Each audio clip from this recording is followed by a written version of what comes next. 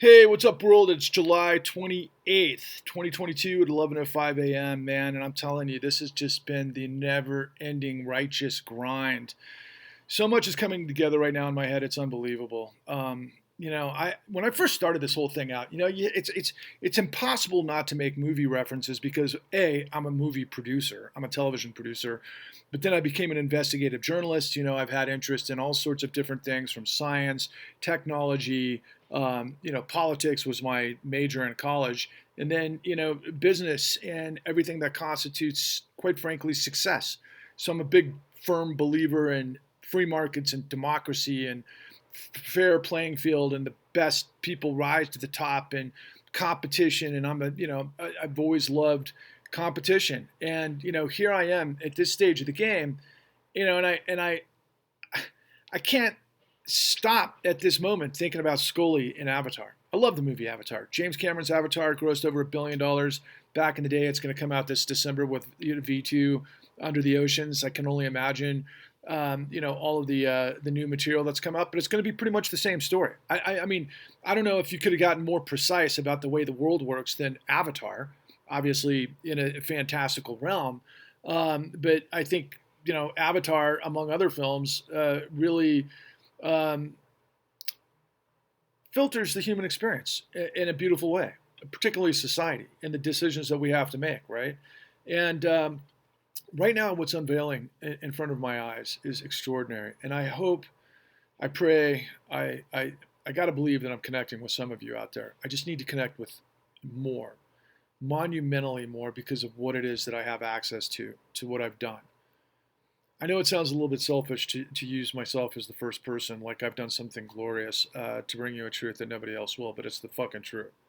Now, my team knows it, people that I'm surrounded by, the glorious angels that are the women that are behind this, and I've got to use this analogy real quick. I find it very interesting that it's women that are unbelievably committed to the truth in a way that has exemplifies more courage and more stamina and more commitment than pretty much any man I've ever met. And trust me, I'm a dude. I'm a guy who plays football and rugby and extreme skier and surfer and skateboarder and all that stuff my entire life. I'm a little old now, and I still do all of those things, quite frankly. And all of those in my world have been male dominated. And but I got to tell you, in terms of this scenario, it's an interesting sort of playing field, I suppose. And the only thing I can kind of get to within a motif or a metaphor that makes sense to me is that you know I want to be sensitive in a way that is appropriate, but it would make sense in terms of how women can find that next gear, right? For what's right and what's wrong and justice and that sort of thing. And I think it's being the idea of rapes, right? If you're raped, if you have something taken from you that you couldn't physically prevent, it's like soul crushing. And when that happens, you want nothing more than the world to know what the fuck happened, and you want to win. Okay, that's what I've observed from these women. Not saying, and I'm saying they got metaphorically raped, but here's the thing: I did too. So did millions and tens of millions of people by a system that they didn't know existed. Because what I knew from my intuition and how I, interpret things based on my entire life is that, you can't fight what you can't see. And when I went through the housing collapse of 2008, I was like, okay, there's a methodology here. And I only knew that because I'm in business for myself. I'm a producer. I make deals happen. I know how to negotiate. I know how to, make money happen. I know how to find money when there's none to be found. I know how to, negotiate deals, to reconstitute payments, based on deals. All of these things are negotiable in a pinch, especially if the entire economy blows up.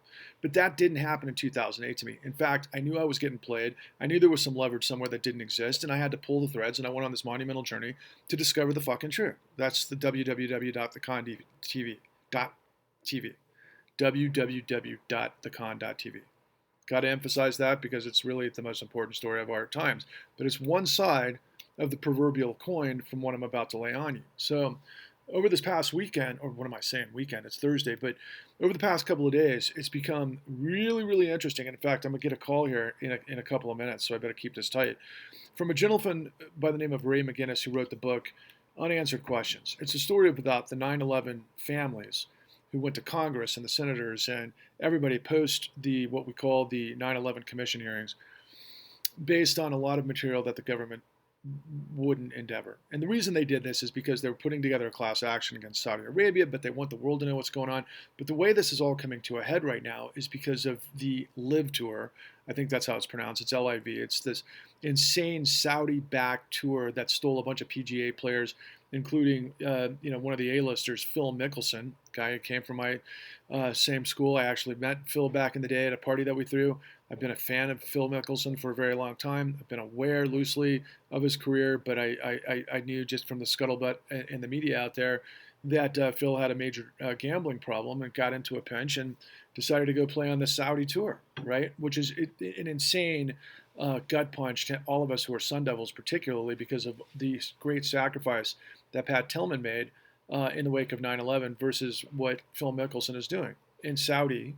And what the relevance here is that the families of 9/11 are saying what I've been saying forever and what I've learned through the whole process, including what the families of 9/11 are saying, is that the United States government did not want the truth known of what took place in 9/11. I'm not getting into the truth or conspiracy. I'm not getting into, the United States government, an inside job, laden every floor at the World Trade Centers with bombs because it cascaded and fell the way it did.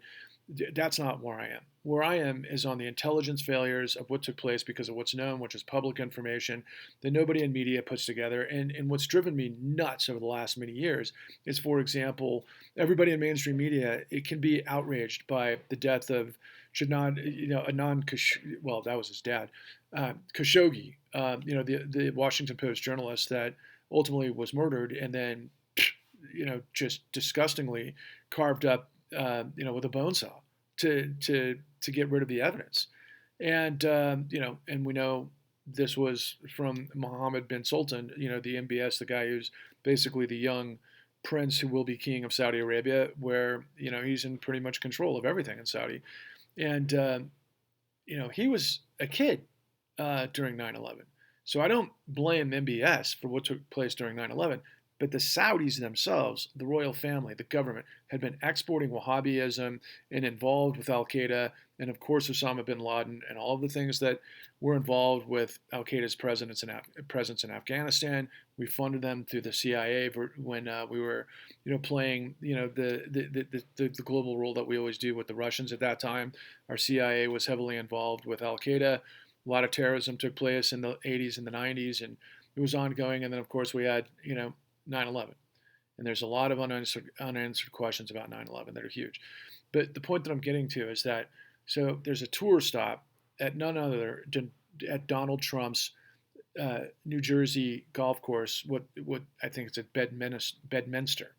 And Donald Trump is unapologetically, playing ball with the Saudis. Now, that shouldn't surprise anybody because his son-in-law, Jared Kushner, got a huge bailout at none other than 666 Park Avenue. Unbelievable fucking metaphor there.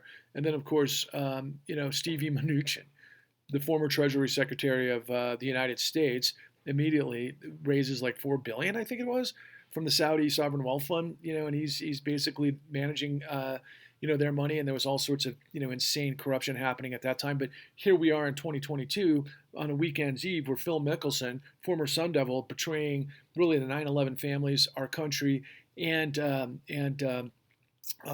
Pat Tillman, the memory of Pat Tillman, is disgracing everybody because why? He had a gambling habit? Disgusting. But then you've got Donald Trump, who's always been in it for himself, forever, and all of the just bullshit. I mean, Donald Trump should have been in prison 2 decades ago. And now we're dealing with the insurrection, the stuff that the DOJ is investigating and everything else. And here's like this full exclamation point of just the disgusting behavior of Donald Trump. I want that guy fracked. I want him in prison. I want him to feel, the consequences of his actions. But the point of why I'm mentioning all of this stuff to you and painting the picture is because I have been observing in real time this morning that, for example, last night there was a member of the 9/11 families on this English guy whose name doesn't I can't think of who is sitting in for Rachel Maddow on MSNBC. And this guy just laid it all out. He said, look, the 9/11 families are saying bullshit to the 9/11 Commission report, which is a big deal in mainstream because everybody in mainstream, I mean, I can't tell you how many times I've seen Anderson, frickin' Zoolander Cooper, say things like, oh yeah, why don't we do something like the 9/11 Commission so we can get to the bottom of what's going on with Trump? Jesus Christ, the Vanderbilt frickin' flunky, Cooper, who looks at the camera. I'm gonna get knocked by a CIA copter here. Is so fucking either retarded or clueless or, just kind of a paid CIA informant type guy for asking rhetorical, stupid bullshit questions and never getting to the bottom. I personally think it's the former. I think that he's just a high paid moron, honestly. And I say that in context to right now, for example, everybody in mainstream media wants to talk about the Saudis in terms of Khashoggi, right? The one Washington Post guy who got, I mean, to embarrass the Saudis, right? But meanwhile, I think everybody in mainstream understands what I've been trying to tell you the whole time, that the power, the vortex, the central aspect of all things American economy rests upon fossil fuel, and Saudi Arabia is the global swing producer. And for a very long time, at least going back to 1971, the US dollar is pegged to oil trades. We got rid of the gold standard, replaced it with the oil standard. It's as simple as that. So the entire aspect of the United States hegemony, its geopolitical leverage with the dollar being the global reserve currency, allows us and Wall Street to do things like what we show you in the con, which is the other side of the coin.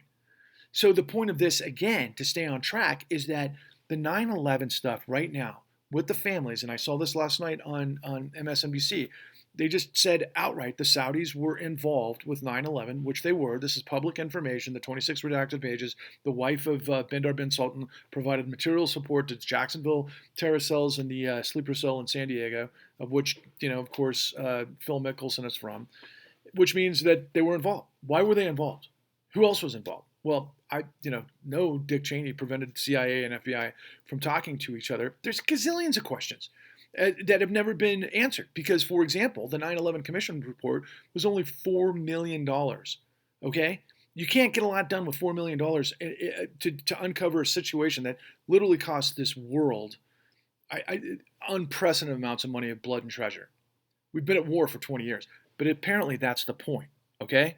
That's why maybe they're not asking the questions. That's why we wanted to extend the world's dependence on fossil fuels and, of course, the dollar's being pegged to that. That basically confirms our our leverage, our hegemony. That what we are, this whole neoliberal experiment in financialization, right? Which destroyed the middle class of America, which is the other side of this. Offshoring, outsourcing, tax policy, all the rest of it created billionaires, created this incredible divide. Economic divide, which then, because of dark forces and money and dark money and everything else, ends up creating corruption in our system. And so I now know, after everything that I have seen and everything that's playing out right now, because mainstream will not tell that story on the heels of them saying, the 9/11, the story is basically framed at the moment as 9/11 families are actually targeting Trump, right? It has nothing to do with all of the other stuff that I just said. It's just targeting Trump. Meanwhile, Trump is up to his eyeballs in this stuff. So you see how the gamesmanship plays out here? So the bottom line is everything else has been suppressed. And it's been engineered suppressed. The media has played along. The mainstream media, the New York Times, the Washington Post, fucking MSNBC, Fox. Fox is like way the fuck out there. CNN, the majors, right? The ones who have the resources, the ones who, kind of give us this sort of normalcy about this illusion that we live in a democracy, an illusion that the integrity of law exists, that no man's above the law, the illusion of free markets. Okay, all of it's an illusion. And so the other side of the coin is, again, everything that I bring to you in the con at www.thecon.tv. So we had 9/11. It destroyed, it was like a spectacular event to make sure that we, furthered our dependence on fossil fuel because of everything I just talked to you about, okay? The other side of the coin is that right after 9/11, this is exactly what happened. Former Fed Chair Alan Greenspan went to the Suez Canal immediately after 9/11. If that doesn't tell you everything I don't know what else does. He went there to make sure that the flow of oil was going to happen unimpeded so that we, the United States, could maintain whatever the Fed had to do at that time. And one of the things that the Fed did at that time is it wanted to stimulate the economy, right? Because we were headed for a massive recession, maybe a depression, and so they wanted to booster juice, the economy, but it wasn't going to happen naturally because we had farmed out, quite frankly, to all the world, the productive manufacturing production and energy consumption and all the rest of it, which in a previous generation of Americans created the middle class, which created our consumption. So ultimately, what the Federal Reserve did was it created its own supply and demand by providing free liquidity, free money to build the housing market, which led to everything that's in the con. And there was actually no huge market that could purchase new homes or refinance and everything else because the American economy had grown stagnant. So we created this illusion, this fictional pipeline of this fraud, of this insane other side of the coin of 9/11. And so we had real world terrorism. And then ultimately 2008 was financial terrorism. It destroyed the middle class. It was the final straw that broke the camel's back for destroying the middle class because of globalism. And I don't want to be, one of those guys who's like, okay, now we've got to, retract and we're, fuck globalism and everything else. No, I would like globalism to work in a way that makes sense, where everybody cooperates, rising tide raises all ships, and this thing could work, but it doesn't. It just serves oligarchs who gets to create slavery in a lot of different capacity or destroy everybody, and everything else is an illusion. And so here I am telling you all of these things, which makes me this guy who's just telling you the truth that nobody else will. And it affects everyone.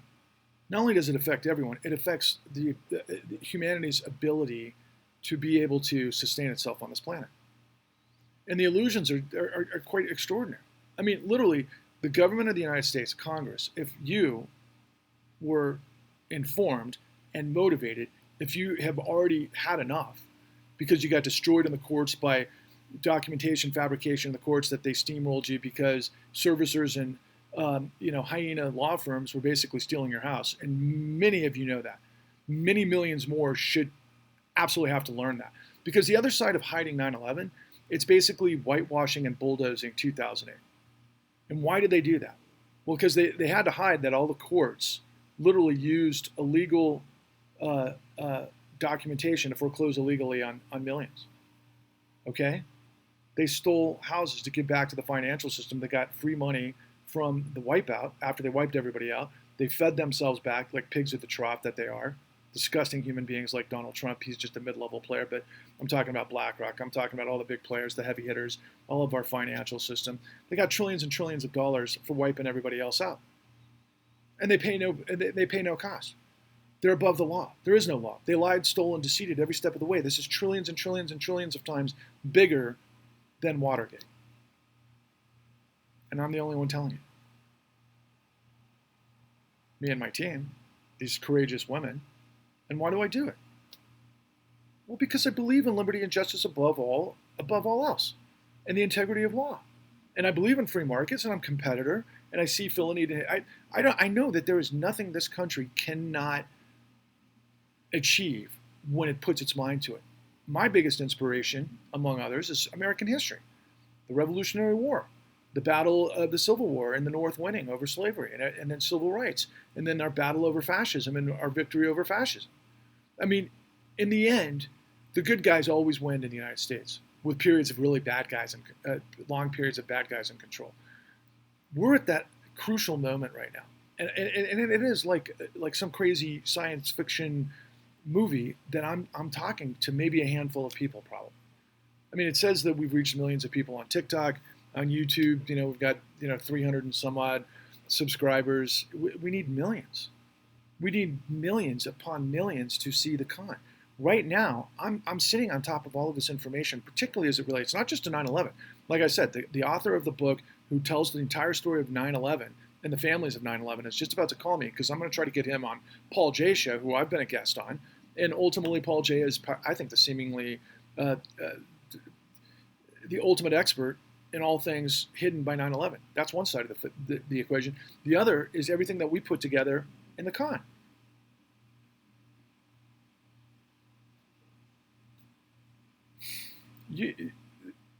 There is not a villain that rises to the level of a system that is this diabolical. The way I envision it is literally imagine a black hole with some sort of like, you could just see the outlines of a diabolical sort of demon, sucking all the light, sucking all the truth, sucking all of the, the revelations of what it is that I'm telling you. And they sat on this and they continue to sit on it. And we need to fight back. We need to punch holes. We need to knock this fucker on its ass. I don't want to live in a country where fucking fascism takes over. I don't want to live in a corporate fascist state undergirded by criminality. I don't want to live in a corrupt state. I want to live in a thriving, badass renaissance that overcomes the moment and we throw these son of a bitches off the cliff. And I'm saying that rhetorically. I'm not trying to start a violent revolution because I still think we have time to do it peacefully if we show up. We need literally tens of thousands of people to surround DOJ and demand that Merrick Garland, A, take out Trump, but B, take out Wall Street. I know people that could do this. I know the professionals. They're in the con. I'm talking about the top guys at the DOJ, FBI, SEC. And there are so many great people in this country that could wrest control for a democracy of by and for the people if you act as a citizen. It's up to you. Your silence, your cowardice, your ability to run the other direction and buy lies is what's killing us.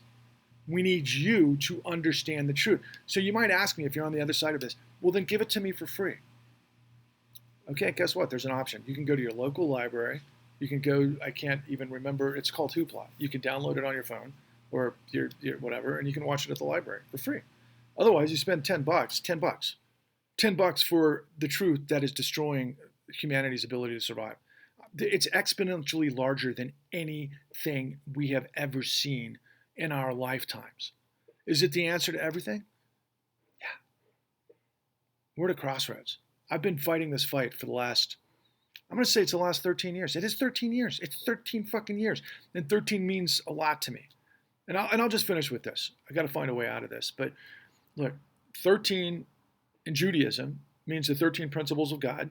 There's all sorts of references to 13 being harmony in the universe, meaning balance, because of just the way that celestial bodies kind of rotate and they use gravity again with each other.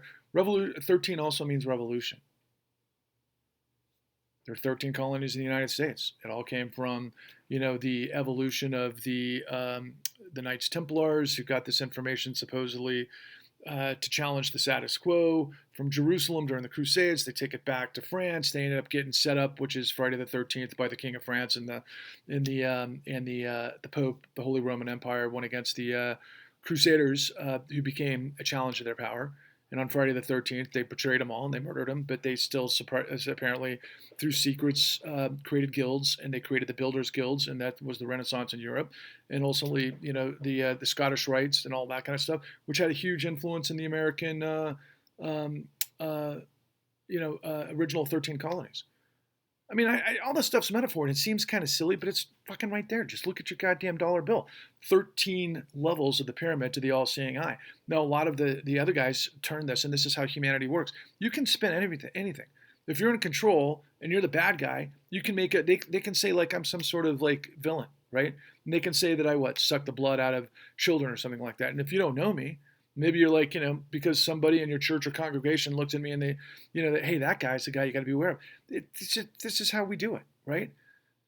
We need all of you to understand the work that we've done. I am not laying this up. I'm not theorizing. I'm not some guy that doesn't know what he's talking about. I went the distance. We spent millions of dollars to get the truth, to present to you on the open market, and they shut us down. They shut down and they suppressed the whole truth about 9/11. They shut down and suppressed the whole truth about 2008. That's what rules our world. It's not ancient history. It's our system. And if we break through, we can save ourselves from this rotten, diabolical, evil energy that we got to basically shine the light of truth, love, and achievement. We can beat these guys. We have to. I'm a competitor. Join me. Please, fucking join me. Spread everything that we put out there like the virus that they can't control, the virus of truth. How about that? I know I hate to use that, but it's gotta metastasize. It's gotta overwhelm the system of lies that has overwhelmed everything else. I'm sure there's a lot more that I could say and a lot more I want to say, but that's enough for now, man. Thanks for listening. Onwards and upwards.